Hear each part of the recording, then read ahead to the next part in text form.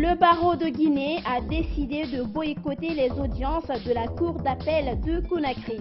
Le Conseil de l'Ordre des avocats l'a fait savoir à l'issue d'une assemblée générale extraordinaire qu'il a tenue ce vendredi.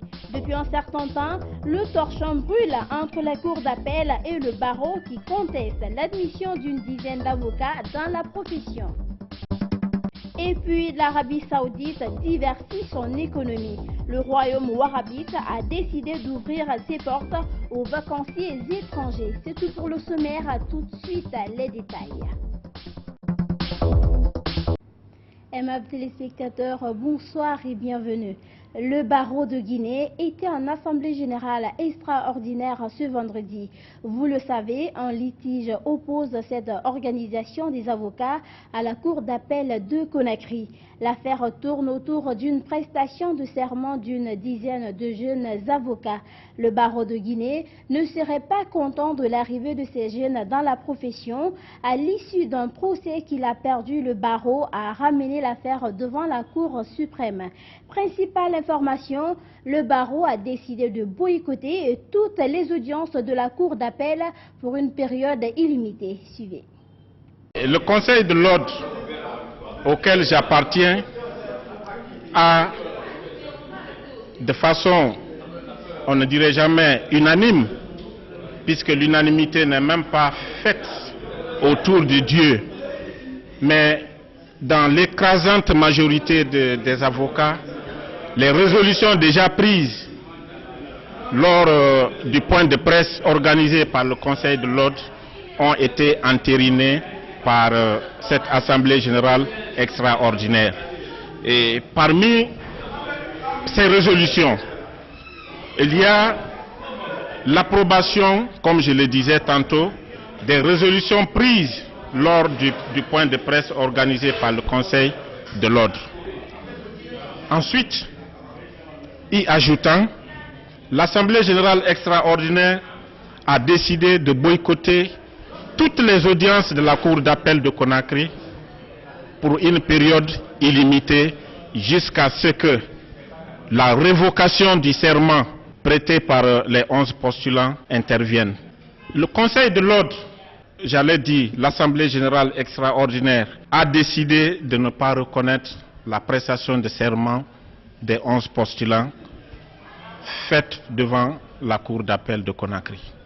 Ce sont là les trois principales résolutions qui ont été prises, et le non-respect de ces résolutions par n'importe quel avocat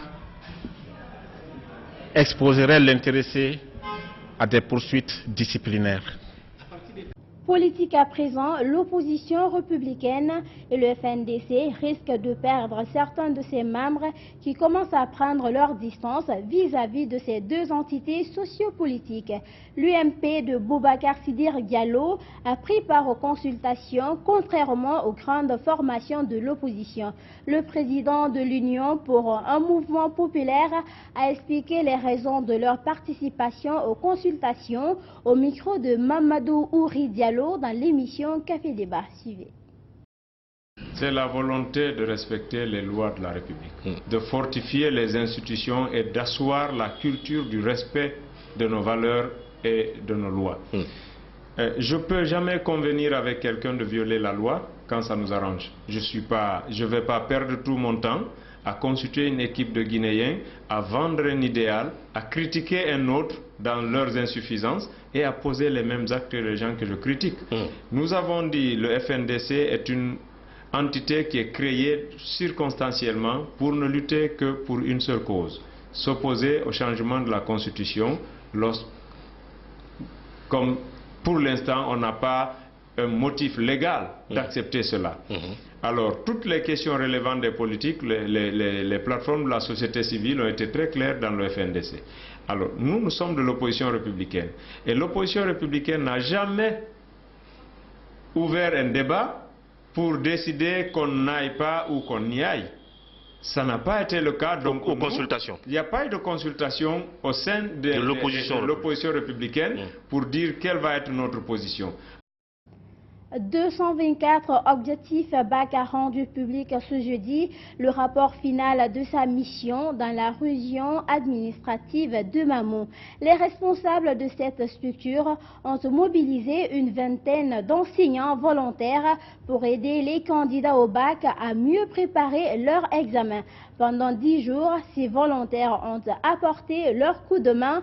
Conséquence, le taux d'admission a connu une légère augmentation cette année dans la région de Mamou. Mamadou Tanouba et Abdoulaye Keïta. Après le travail accompli avec un résultat encourageant, l'heure est à la reconnaissance des bonnes actions. 224 objectifs BAC, dans un rapport de 18 pages, y a consigné sa première expérience. Ces jeunes volontaires ont aidé les candidats au BAC unique session 2019 dans la région de Mamou à mieux affronter les épreuves après avoir constaté des échecs dans les années antérieures. Dans la région de Mamou, on était à 13% l'année dernière. Ils ont présenté 1898 candidats et il n'avait eu que 265 admis l'année dernière. Cette année, ils ont présenté 1895 candidats. Ils ont eu 301 admis. Donc, de 13%, nous sommes allés à 15,96%. C'est la petite amélioration qu'on a eu à obtenir. Et je précise que nullement nous nous attribuons le mérite. Parce que notre vocation n'est pas de remplacer le gouvernement. Il y a beaucoup de choses à faire là-bas. On ne peut pas dire que c'est grâce à nous. Mais moralement, on ne peut pas nous dissocier de cela. Parce qu'on a fait le travail. Et les élèves en ont témoigné. 224 objectifs BAC envisagent de se rendre dans la région de Farana et Boké en 2020 pour y apporter sa contribution dans les préparatifs du baccalauréat. L'année prochaine, si tout va bien, nous voulons tenter dans les deux régions, mais en priorité Farana qui a fait 12%. Parce que Farana vit peut-être aussi la catastrophe. Il y a Dabola, il y a Dinguiraï, il y a Kissidougou et il y a Farana, 4 préfectures. Ensuite, nous voulons aller à Boké. Le principe du projet, c'est d'abord le bénévolat et pour les personnes nécessiteuses, ceux qui en ont besoin. Pour cette première expérience, 224 objectifs BAC a rencontré des difficultés, notamment dans la mobilisation des ressources financières. Mais cela n'a pas empêché le projet de connaître un succès. L'ancien président français Jacques Chirac est mort ce jeudi à l'âge de 86 ans.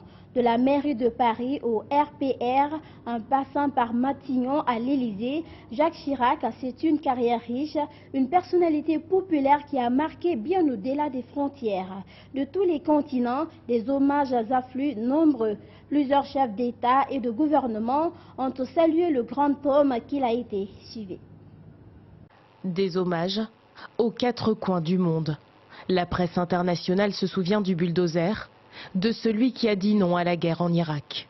Au Liban, Saïd Hariri pleure la disparition d'un homme qu'il considérait comme un parent, un ami de son père, l'ancien chef de gouvernement Rafik Hariri. J'ai toujours vu la relation de Chirac avec mon père comme s'ils étaient des frères de mères différentes. Le Liban a perdu un ami très cher. La perte de l'ancien président français émeut jusqu'en Afrique, un continent qu'il chérissait. L'ancien chef d'État ivoirien se souvient du lien fort qui unissait leurs 2 pays. Je rends un hommage particulier à ce grand homme d'État. Nous avons collaboré ensemble, nous avons développé et intensifié la coopération entre la France et la Côte d'Ivoire. Aux Nations Unies, les dirigeants réunis en Assemblée générale ont rendu hommage à un homme de conviction.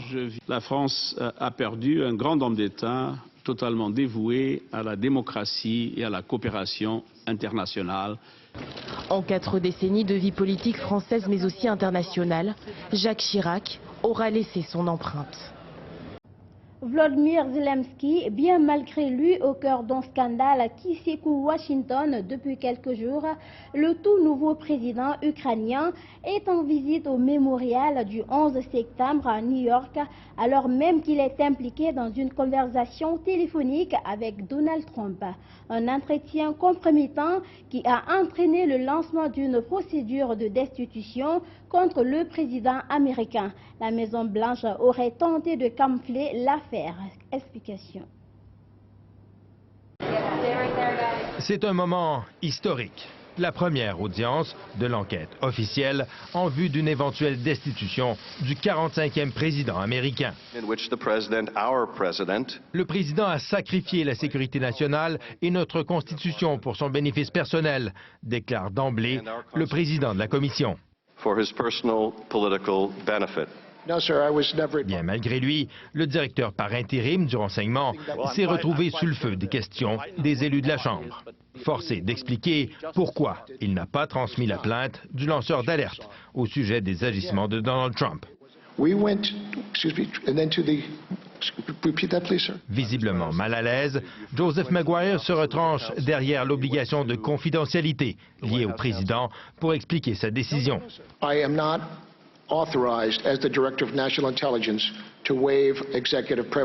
Pressé de questions, Joseph Maguire avoue que la plainte est crédible et que le lanceur d'alerte a agi dans les règles de l'art.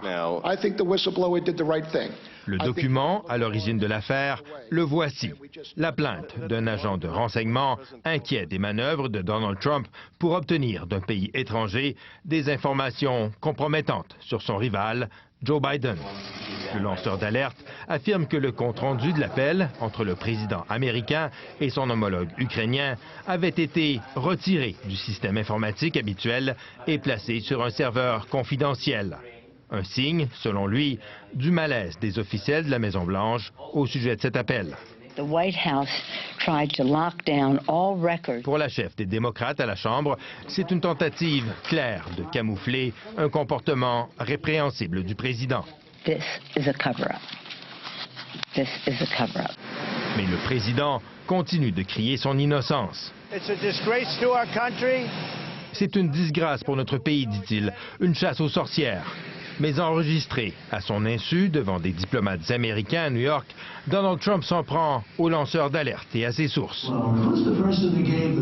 Des espions et des traîtres, selon lui.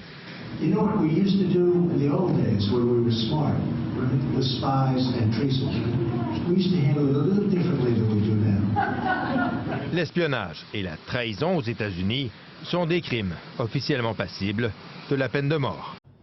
Un moment historique pour l'Arabie Saoudite, c'est le directeur du tourisme qui l'affirme. Pour la première fois, le pays va délivrer des visas, ouvrant ainsi ses portes aux vacanciers étrangers. Objectif, diversifier ses ressources jusqu'alors dépendantes du pétrole. Suivez. Madain Saleh, merveille archéologique, l'un des 5 sites classés au patrimoine de l'UNESCO en Arabie Saoudite, ici en plein désert, à 1000 km de la capitale. Al-Oula, les autorités saoudiennes l'espèrent, va devenir une attraction touristique majeure. Riyad vient en effet de donner le coup d'envoi du tourisme non religieux. À côté du Hajj, le pèlerinage que tout musulman doit effectuer au moins une fois dans sa vie, s'il le peut. Un nouveau visa touristique est disponible dans 47 pays à partir du 28 septembre, titre le Saudi Gazette.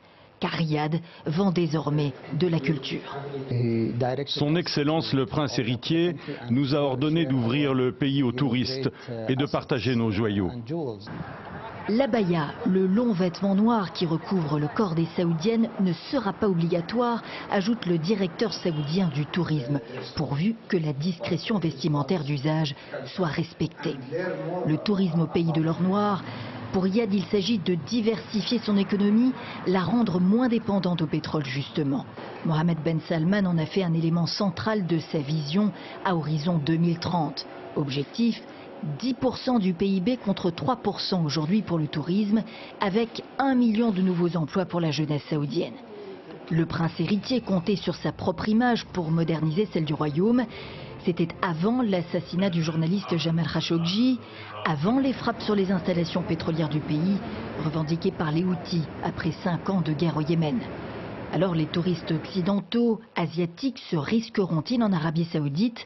La France, pour sa part, recommande l'extrême prudence et déconseille fortement la zone frontalière avec le Yémen.